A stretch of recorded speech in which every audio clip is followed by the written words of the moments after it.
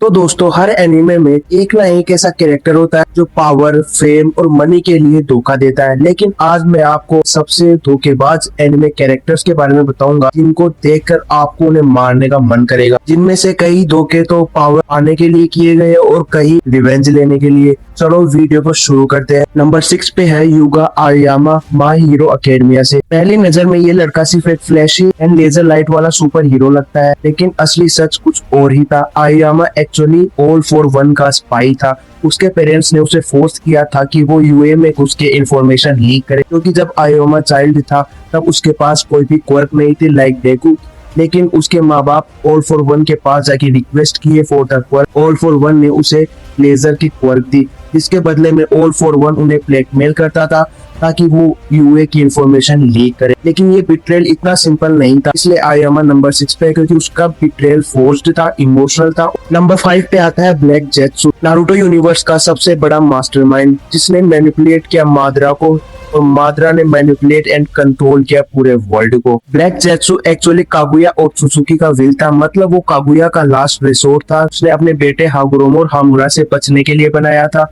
जेत्सु का एक ही गोल था, कागुया को वापस रिवाइव करना। अब यहाँ इंटरेस्टिंग चीज ये है कि जेत्सु ने पूरे निंजा हिस्ट्री को मैनिपुलेट किया, लेकिन सबसे बड़ा ट्विस्ट ये था कि जेत्सु ने माद्रा उचिया को भी बेवकूफ बनाया। माद्रा सोच रहा था कि वो अपने इन्फिनाइट त्सुकियोमी से वर्ल्ड को कंट्रोल करेगा, एक पीसफुल लाइफ देगा, लेकिन असली में जेत्सु ने उसे कागुया को रिवाइव करने के लिए यूज किया। माद्रा ने अपनी पूरी लाइफ जेत्सु के प्लान में इन्वेस्ट किया और एंड में जेत्सु ने उसकी पीठ में छुरा भोंक दिया। ब्लैक जेत्सु का बिट्रेल इतना डीप था कि उसने लिटरली सबको, हाशिरामा, माद्रा, ओबिटो, नागेटो, इटाची, सबको अपने गेम में प्यादे की तरह यूज किया। नंबर 4 पे है Kanjuro from One Piece. One Piece का सबसे पेनफुल बिट्रेयल, क्योंकि ये आखिरी 20 साल तक एक्टिंग करता रहा। 20 साल सोचो, 20 साल तक अपने दोस्तों को बेवकूफ बनाया। कांजुरो एक्चुअली कुरोजामी क्लैन से था, कुरोजुमी क्लैन के साथ बुरा हुआ था। उसके पेरेंट्स को मारा गया था, उसे बचपन में ओरोची ने रिक्रूट किया था। उसे कहा गया था कि कोजुकी क्लैन के साथ रह के उनकी इन्फॉर्मेशन लीक करे। उसने सबके साथ खाना खाया, सबके साथ लड़ा, सबके साथ रोया, लेकिन वो सब सिर्फ एक्टिंग थी।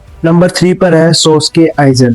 धोखे की बात और आइजन का नाम ना है, ये तो हो नहीं सकता। भाई बंदे ने पूरी सोल सोसाइटी को मैनिपुलेट कर रखा था। 13 कोड गार्ड स्क्वाड के कैप्टन को उंगलियों पे नचा रहा था। आइजन ने रूकिया का एग्जीक्यूशन प्लान किया, यहाँ तक कि इचिगो की हर एक स्टेप, आने वाला हर एक फ्यूचर को उसने प्लान किया था। ये तो बस पुरहारा ही था जो उसके प्लान से आउट ऑफ सिलेबस निकला। आइजन का केवल एक ही गोल था, सबसे ज्यादा पावरफुल बनना, गॉड ऑफ द वर्ल्ड, जिसके लिए वो कुछ भी कर सकता था। और जब एनिमे कम्युनिटी में कुछ भी होता है तो सब बोलते हैं ये भी आइजन का प्लान है। नंबर 2 पे है Rachel from Tower of God. Betrayal को तो भाई कौन ही बोल सकता है। एक गर्लफ्रेंड ने अपने बॉयफ्रेंड को धोखा दे दिया है, जो कि रियल लाइफ में भी होता है, शायद तुम्हारे साथ भी हुआ हो। बाम के लिए राचेल सिर्फ एक दोस्त नहीं, उसकी पूरी दुनिया थी। अंधेरी केव में उसने ही बाम को स्टार्स, सपने और जीने की वजह दी, इसीलिए बाम टावर में सिर्फ उसके लिए आया। और धीरे धीरे उसने देखा कि बाम उससे ज्यादा स्पेशल है, सब उसे प्यार करते हैं, जबकि वो हमेशा एक आम इंसान बनी रही। खुद स्टार बनना चाहती थी पर चमक नहीं सकी, इसलिए उसने वही किया जो किसी ने सोचा भी नहीं। उसने बाम की जान ली, उसने बाम को धोखा दिया, उसने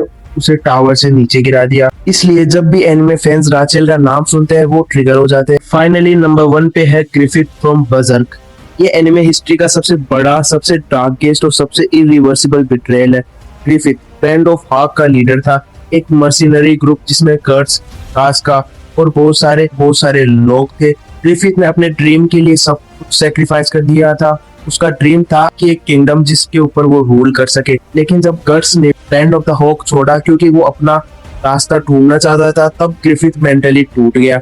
उसने रियलाइज किया कि कर्ट्स उसके लिए कितना जरूरी है, और जब वो टूटा तब उसने एक मिस्टेक की। उसने प्रिंसेस शार्लेट के साथ जो किया वो मैं बता नहीं सकता, जिसकी वजह से उसे बहुत टॉर्चर किया गया। स्टोरी डार्क होती है। ग्रिफिथ ने एक्लिप्स शुरू किया। एक्लिप्स में ग्रिफिथ ने अपने सभी कॉमरेड्स को सेक्रीफाइस किया अपने ड्रीम के लिए। उसने literally Band of the Hawk को डीमंस के हवाले कर दिया। कास्का के साथ फिजिकल असॉल्ट किया गया। ग्रिफिथ का बिट्रेयल इतना पेनफुल था